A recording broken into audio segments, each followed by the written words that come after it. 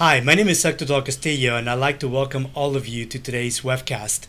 I'm Chief Marketing Officer at Byond, and I'd like to welcome you to today's discussion. Today's topic is growing your business through mergers and acquisitions. And we have a guest speaker. I'd like to introduce you to Lori Wiggins. Lori, how are you today? Good, Hector, and how are you? Doing great, and it's a pleasure for you to be here, and it would be great. I'm actually looking forward to actually discussing this topic for today. It's great to be here. Great. And Lori is CEO of Byond, and we're going to be talking about this particular topic today. And before we get started, I actually want to go over some housekeeping items. First of all, special thanks to Launch Workplaces for providing us a great location to be broadcasting from, and also to Antonio Bray for being the person behind the scenes who actually handling all the audiovisual equipment for today's discussion. And if you're on Twitter, we would like to encourage you to use the following hashtags: hashtag growth strategy and hashtag inorganic growth. Those are the ones that you should be sharing with your followers for any information that we're going to be discussing today. Feel free to share any information that is worthwhile and that you're learning and that you want to share with your followers. And you also use the following handles: Byond MA, and also Lori J. Wiggins, and then my own HM Del Castillo. Those three handles should work as well, and we'll be happy to retweet and share and like any information that you're sharing from today's topic and discussion. A little bit about Byond. We provide actionable intelligence to business executives and owners to achieve M&A outcomes beyond expectations. And we work with both buyers and sellers. And today's topic is specifically for buyers, anyone who's thinking about growing through acquisition. We're going to be discussing everything that is about growing through acquisition strategy. So Lori, take it away. Thank you, Hector. Studies show that only 20 to 25% of mergers and acquisitions deals are successful. Our mission is to improve that. For many mid-market and small businesses, they don't have much or any experience with M&A. This presentation provides an overview of major and subtasks of M&A. Let's talk about the 6 steps to acquire and build your business through acquisitions. The first step is to become deal ready, and we'll talk about what that means in a moment. The second one is to set your objectives. The third step is to plan your acquisition, and we're going to find sellers in the fourth step. The fifth step involves closing the deal, and the sixth step involves integrating your acquisition.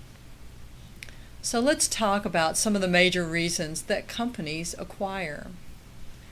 The first has to do with improving company performance.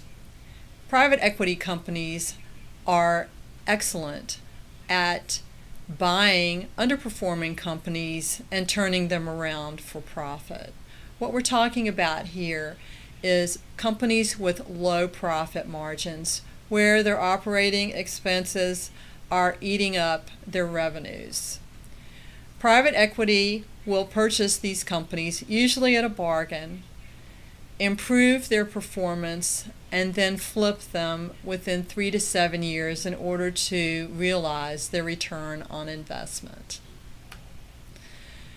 Another reason to acquire is because there is excess capacity in an industry. A good example of this is here in the Washington, D.C. area, there are too many IT service companies. The best thing that can happen is for consolidation to occur, and indeed that is exactly what is happening. If you can't beat your competition, buy them.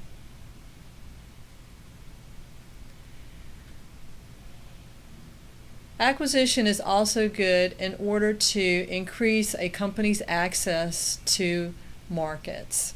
Take a small pharma company that's got an innovative product. Their sales force is also small, and they can't get around to all the doctors' offices and hospitals that could use their product. Enter the large pharmaceutical company with their large sales force. They acquire the small company, and they can leverage their large sales force to increase vastly market access for the smaller company's innovative product. IBM did exactly this by acquiring 43 companies between 2010 and 2014. Acquired at about $350 million apiece, IBM was able to accelerate revenues for several of these acquisitions over 20% in the first 2 years. Let's talk about realizing economies of scale as an acquisition strategy. After the recession of 2007, all U.S. airlines were bleeding cash. Continental lost $1 billion in 2009. United lost $300 million. United needed to staunch the flow of cash, the blood flow, so they acquired Continental, and they realized a savings of over $1 billion. They saw synergies could be realized by combining back office functions such as administration and plane servicing.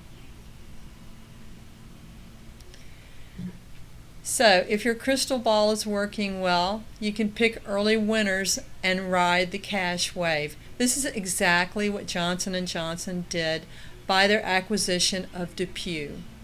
Today, everybody knows somebody who's had a joint replacement, but that was not the case when J&J acquired DePuy in 1998. At that point, DePuy was worth about $500 million. By 2010, DePuy was worth $5.5 billion, at a growth rate of about 17% year over year. J&J still owns DePuy and continues to ride that wave of cash. So, Hector, talk to us about what it means to be deal ready. Sure will, and thanks, Lori. So step one is becoming deal ready. So what does it mean to become deal ready? Number one, it is really about the founders, the owners, shareholders of the company having clarity as to why you need to develop an acquisition strategy. It is typical that most companies, whenever they start out and even as they maintain market share leadership, they do so through mostly organic growth alone. And at some point, once you reach saturation point, you now start talking about doing different ways of growing and achieving growth for your business. And often, at the point that you reach saturation, inorganic growth is the only way that you're going to get to the next level of growth. And that usually means that now you need to start looking for suitable targets to acquire. You want to make sure that the mindsets of all the founders are aligned. So understand, why is it that you need to acquire? Why now? And then have clarity as to who are your targets and what are the reasons, any of the reasons that Lori spoke about earlier as to why you're actually looking to acquire other companies. So that's part of becoming deal ready, and be aware that becoming deal ready may actually take a few years to do so. And now Lori will actually talk about step number 2, which is about setting objectives. Thanks, Hector. M&A is a complicated business. You need a diverse set of skills in order to be successful. So forming the right team is critical to M&A success. Business advisors such as ourselves are a critical part of the team, as we can help you best utilize other professionals efficiently. Most, especially lower mid-market and small businesses, do not have standing internal teams for M&A. They must bring in outside professionals in order to use them only when you need them and pay for them only when you need them, as well as continue to run your business. You need some help, and we're there. Also, if you plan on financing your acquisition, in other words, if you're not using all company cash, you will need to achieve financing through a financier or an investment banker. Lawyers and accountants take care of the legal and financial aspects of the deal. Another item that you need to consider before you go shopping is what is your budget for your acquisition and how are you going to finance it? Typically, financing comes in three flavors. One is equity in the company, essentially company stock. The next is company cash. The third is taking on debt. Typically, companies use some of all three in order to spread the risk. However you choose to do it, you need to understand your budget and have your financing lined up before you go shopping for a company. Now Hector's going to talk to us about planning your acquisition. Thank you, Lori. So step number 3 is all about planning your approach. And number 1 is having clarity. Are you going to acquire an entire company, a suitable target? Or are you always only going to acquire a portion of a target, meaning they're divesting a portion of the business and that's what's valuable to you as an acquirer? Or are you going to be talking about a merger? And a merger is basically a combination of both companies becoming a larger company. Most typical is to do an acquisition outright, meaning you acquire the entire company, all its assets and employees, and that's typically what most acquirers try to do because you have the most control typically in that particular type of transaction. Here's some examples. Disney made an offer to buy 21st Century Fox entirely, and they're in the process of doing this, but somehow in the negotiation process, information got leaked out, and now Comcast has made a bid for 21st Century Fox as well.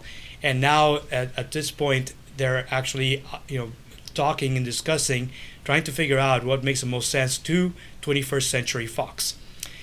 But the intent is to buy the entire company.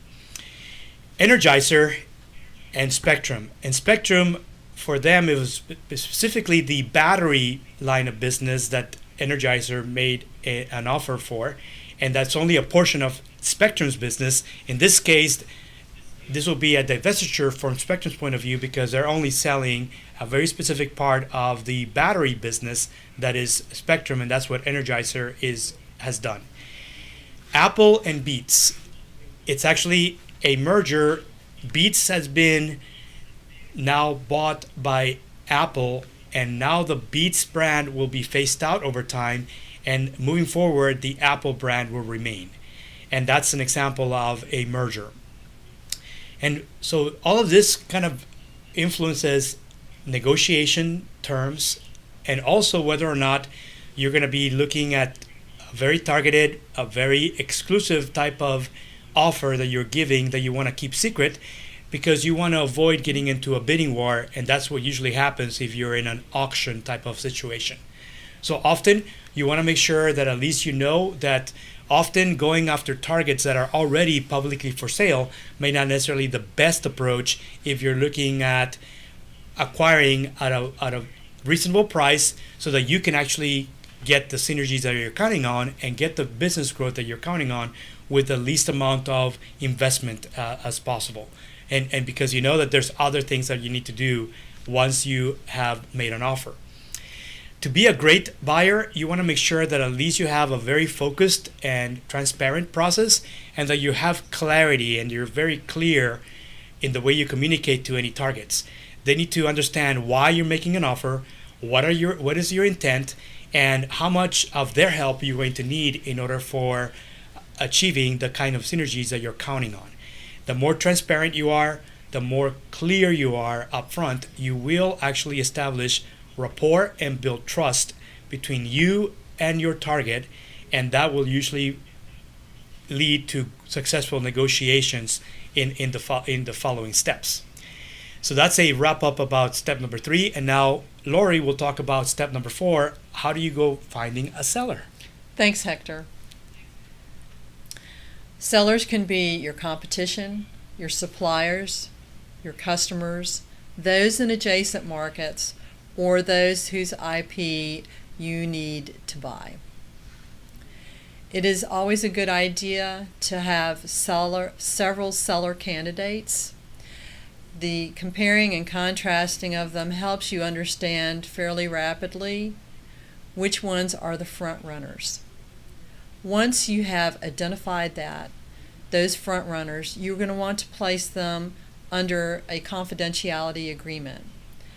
The CA is very similar to a non-disclosure agreement or NDA, except that it includes additional clauses about keeping your conversation under wraps. You want to do this so that you don't invite further competitors, which can drive up the price. As your discussions continue, you will see a front runner. And once you know which company you want to have additional conversations with, you place them under a letter of intent.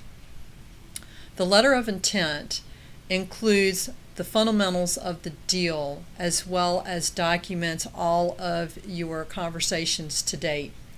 The fundamentals of the deal include your price.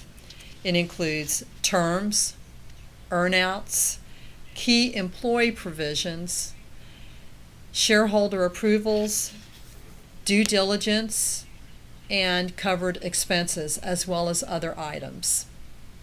Keep in mind that while you and the seller are under the confidentiality agreement, the letter of intent, you as buyer cannot be approaching other sellers, and other sellers cannot be negotiating with other buyers. Once you have concluded the LOI, you need to do due diligence. There are many levels of due diligence thoroughness. The more thorough and deep you go, the less your risk of purchasing hidden liabilities or other problems. There are two types of due diligence that we identify, and the first is the paper check. This includes the legal and financial checks. While necessary, these are not sufficient. You need to go deeper and look at many aspects of a company. I'll just go through two aspects quickly. The first is cybersecurity. Many mid-market and small businesses think that they are under the radar, that they are too small to be noticed. This is not correct.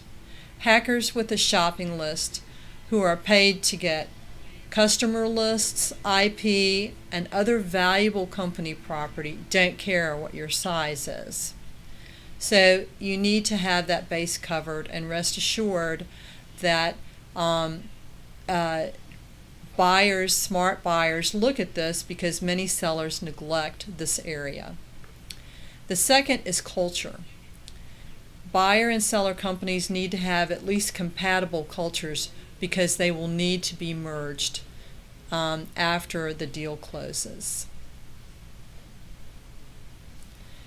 As your discussions continue, you need to draft the acquisition agreement. Essentially, this is your sales agreement. This occurs after the LOI is signed, and you will capture all aspects of your deal in the acquisition agreement. And now Hector will talk to us about closing the deal. Let's bring it home, Hector. All right. So closing the deal is all about making sure that you have a thorough and complete sales agreement, and that both parties review the terms, the offer, and any terms and conditions and warranties that are part of the agreement. And this is a document that is actually built in collaboration between the buyer and the seller and has to be signed off before you move on. And it actually discusses the price, any consideration, any representations and warranties that are being made by either party to each other, as well as identifies key employees and the benefits that will be extended to everybody who's going to be part of one company moving forward, and then talks about closing conditions as well that are part of the deal.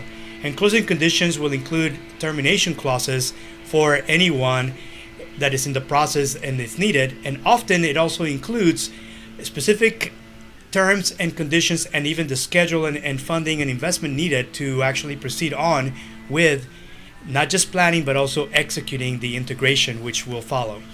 And the integration will entail multiple things, including people, systems, structures, processes, and information. Often information that needs to be kept private because as a company, it is key to maintain privacy of that information because it may include information about clients, about suppliers, other companies that are your partners, your collaborators, even distribution channels.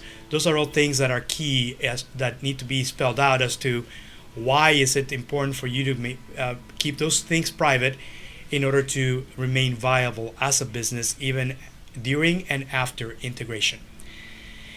And now we're going to be once that information is reviewed by both parties, it is signed off, and then you move on to the next step. And now Lori will talk about the final step, which is about integration.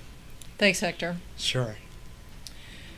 As integration occurs, as you integrate your people, processes, systems, and data, there are a number of prime concerns that you need to address.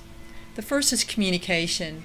Communicating with management and all employees of both companies as to why this deal was done, the mission going forward, and everyone's role in it. You need to prioritize your integration activities during your planning. What systems need to be integrated first? What data needs to be merged first, second, third? Also to address issues and risks that have been identified during your conversations with your purchase, as well as during due diligence. It's important to have the new organizational structure set up right after the deal is done. Everyone needs to understand their role in the new company, who their colleagues are, who they report to, and this enables everyone to understand not only their place, but to also understand that they will not be cut out. And this helps preclude sabotaging the deal by disgruntled employees who think that the deal is not good for them. The last item is culture. We've talked about this, but it's important that the buyer and seller cultures be compatible because you're going to need to merge them. Ideally, you come up with one culture. This enables everyone to move in the same direction and to help achieve your mission. So, Hector, review for us the major steps for acquiring a company. Thanks, Laurie. And just to review, we have 6 steps, and we talked about and getting a little more information and an overview of the 6 steps. In step 1, becoming deal ready, you're focusing on developing your acquisition strategy. Make sure that the mindsets of all the founders is aligned. Everybody's in agreement as to why you need to acquire other companies, and also characterize the targets, suitable targets that are the most likely to help you accomplish the level of growth that you want to achieve. Step number 2 is about setting your objectives and maybe making sure that you're securing your experienced team that you need to insource, the experts that Laurie spoke about earlier, in addition to developing your budget and ensuring that you're properly funded in order to proceed accordingly, because even though your intent would be to make one acquisition, it may be that you may need to make multiple acquisitions to get to the level of growth that everyone is looking for. Step number 3 in the planning, it's all about structuring the transaction, understanding how to approach and how to be a great buyer, how to establish and build rapport and trust with any targets to ensure that negotiations can proceed in a speedy way. Step number 4 is about finding a suitable target, and that means that you need to now plan your approach them, and then once you have presented conversations, make sure you have a confidentiality agreement along with a letter of intent, and that you can then proceed on to due diligence and a free flow of information as you need to ensure that you're discovering and identifying anything that may be risk, either positive or negative risk, so that you can figure out how to proceed accordingly. And then finally, beginning to structure all of those terms and conditions and all the dependencies between both parties in your acquisition agreement. Step number 5 is that you now put everything into one agreement. Both parties review that. All the terms and conditions, all the warranties are spelled out, and also include what is your plan to accomplish integration once you close, because all of this will need collaboration from both sides, and you need to ensure that everyone is signed off as to what they're supposed to be doing post-closing of the agreement. And then step number 6, you actually execute the integration plan, and often it's all about what the key is to integrate quickly and responsibly, because you do have a very short window of opportunity, and if you miss it as an acquirer, it means that you may not be able to achieve all of the synergies that you're looking to make count in order to achieve the level of growth that you're looking for and the reasons as to why you did the deal in the first place. So here's an overview of the all 6 steps, and we're going to be providing copies of the slides to all of you, and we're also going to be providing you a link where you can watch the video and the podcast from today's episode. And I also want to thank Lori for being here and sharing great information. Thanks, Lori. Oh, it's been great fun. Great. And before we sign off, we also want to invite you to upcoming events. We have an upcoming executive breakfast in Tyson's on June 20th, and this will be a morning event, and we're inviting all of you. If you want more information, you can visit the landing page using the short URL at the bottom of the slide, and you can find more information about this, sign up to attend, and then let us know if you're looking for any help or if you have any questions. We're looking forward to seeing you there. Also, in July 19th, we're going to be in Rockville, Maryland, and in collaboration with the Small Business Network, we're going to be doing a televised half-hour show that will be broadcast on public television, and this will be on Thursday, July 19th. If you want to sign up, you can actually get more information visiting the short URL at the bottom of the slide, and you can get information about how to attend and sign up. Once again, we're going to be sharing the video and the podcast from any of these events, so be sure to sign up and reach out to us if you have any questions. And also, if you're looking to either start designing your acquisition strategy or even wondering whether or not there's value in you to actually have an acquisition strategy, be sure to reach out to us and set up a free half-hour discovery call, and you can reach out to us either by email or via our website, and we'll be more than glad to schedule a time where we can talk to you to identify your current situation and discuss ways that we can help you, especially if you're looking to acquire in order to get to the next level of growth. So with that, I'd like to thank all of you, and also want to point out that we will be continuing our webcast series later this year. We'll be sending information via social media as well as email, and if you want updates, just sign up for our list, and we'll be sending you information about our upcoming webcast. We'll be scheduling them later this year, and we hope to see you back, same time, same channel. And thank you very much for watching this episode. See you next month. Thank you very much. Take care.